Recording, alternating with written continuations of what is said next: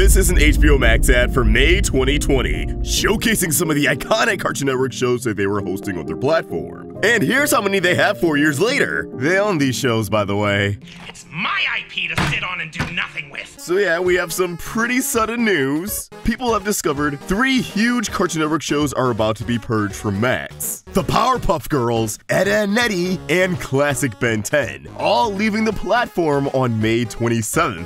Which at the time of recording is in like 3 days, and by the time this goes up is going to be in like 2 days. Why is this happening? Why are they getting rid of the shows that they own? And where will we be able to find these shows after they leave Max? First off, I hate how Max itself doesn't even let people know that these shows are leaving. The only reason people found out was through Amazon Prime, because you can subscribe to other streaming services through Prime, and Prime is pretty good about letting you know when a show or movie is heading out the door. If it wasn't for them, these shows would have just vanished into thin air one day. Now, the fall of Max's Cartoon Network catalog needs to be studied. When Max launched in 2020, it was beautiful. They didn't have every Cartoon Network show under the sun. Stuff like Cow and Chicken and especially Johnny Bravo never got added. Some of the hits from the mid-2000s like Class of 3000, Juniper Lee, Camp Lazlo, and a handful of those shows were on the Boomerang streaming service, so in my opinion there was really no excuse. But we still had a lot of the classics: Powerpuff Girls, Dexter, Ed, Edd, and Eddy, the latter being huge because it was pretty much never on a streaming service in America before. It might have been on Netflix at one point, but that did not last for very long. They had all of Adventure Time, they had all of Regular Show, they had all of OKKO, of course they had all of Steven Universe, and they were pretty up to date with Craig of the Creek, eventually adding episodes the day after they premiered on television. They also had shows like Elliot from Earth and Villainous. And although Elliot from Earth did briefly air in the States, it was during this dead era of cable where a lot of people cut the cord so they didn't even know that it existed. So not only did this library feel like a celebration of Cartoon Network old and new, but it felt like it was dipping its toes just a little bit into Cartoon Network International. Unfortunately, Max's international catalog for Cartoon Network did clear the US because we had a ton of shows like Symbionic Titan. I think Megas XLR was on there. And of course they did have more international Cartoon Network shows. But even still, we went from just having a handful of Cartoon Network shows, mainly on Hulu, to suddenly the largest catalog for the brand that's ever existed on a streaming service in the US. It was cool! It really felt like HBO Max was giving you some bang for your buck.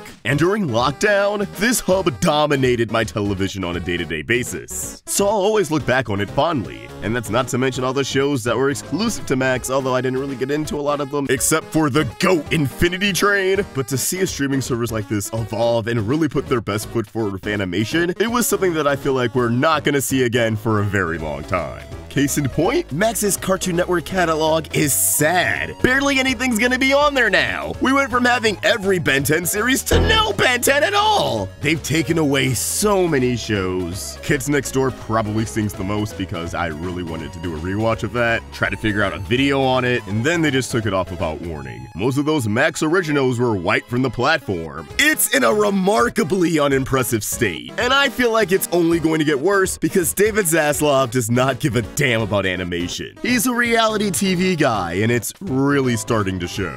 Yet, when you take a step back and look at the bigger picture, while I still hate it, it makes sense why all of these Cartoon Network shows are leaving the platform. As always, it's money motivated, because if you noticed, not only is there a good chunk of Cartoon Network shows still available on Hulu, but a lot of shows have also made their way towards Netflix, like the Powerpuff Girls and Ben 10. Unsurprisingly, they're finding this to be a more financially viable option. Now, I don't know all the specifics, but from my understanding, even if a mega corporation owns the shows that are being hosted on their streaming service, they still have to pay for those shows to be on there. There's still a price to those Cartoon Network shows being on Max, despite Warner Discovery owning both of them. And I don't think it's a coincidence that Powerpuff Girls and Ben 10 are leaving when they are available on Netflix, because if I had to guess, it's more profitable for Netflix to pay them to host these shows than to pay themselves for doing the same thing when Warner Discovery is already in debt. Now, for the shows that have left up to this point, I just assumed they weren't getting enough viewership for Max to warrant renewing them for another year or so. But come on, Powerpuff Girls and Ben 10? Those are two of your moneymakers. And Ed, Edd, and Eddy? Everyone loves Ed, Edd, and Eddy! They found out that Ed, Edd, and Eddy stopped playing on the TV, and everybody's wilding now. Yo, Ed, Edd, and Eddy has been off the air for some time now.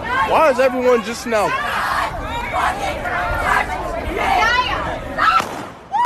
These 3 shows in particular leaving tells me that Max is waving the white flag on Cartoon Network programming entirely. They're still gonna keep stuff like Fiona and Cake because that did really well for them. I think they're still gonna greenlight new projects from Cartoon Network because new content draws in viewers. But I think they're content with a lot of their more nostalgic shows going to other streaming services and collecting a check from that instead of writing a check to themselves. But I am really worried about Ed, Edd, and Eddy because Max is the only streaming service, at least in the US, that has the full series. The Big Picture Show is on Amazon Prime, but not the show itself. I need my weekly fix of Ed, Edd, and Eddy. Of course, this is probably a good point to mention that a lot of these shows do have complete series collections. So even if they're missing on Max or any other streaming service, as long as you have the full series box set, no corporation can take it from you.